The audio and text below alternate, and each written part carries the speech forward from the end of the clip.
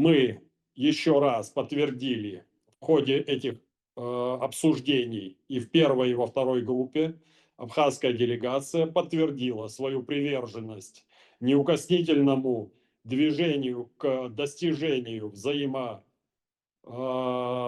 соглашения, юридически обязывающего соглашения о неприменении военной силы. Это тот тезис, от которого уже систематически на протяжении большого количества лет, не первый раунд, отказывается грузинская делегация.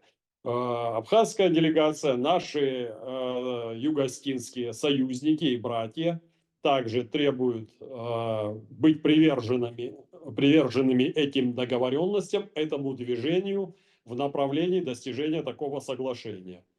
Завтра самый главный, основной день, будет так называемая основная глобальная дискуссия с участием и делегации Республики Абхазия, Российской Федерации, Республики Южная Осетия, Республики Грузия и также участников от тех структур, которые я назвал выше: ООН, ОБСЕ, Европейский Союз, и также будут представлены Соединенные Штаты Америки.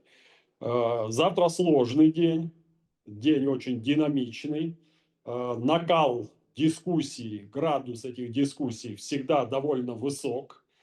И здесь делегация Республики Абхазия, как всегда, в партнерстве и союзничестве с Россией, с Южной Осетией, выступает единым фронтом. Главная наша цель – это добиться, чтобы Республика Грузия пошла на подписание юридически обязывающего документа о неприменении военной силы.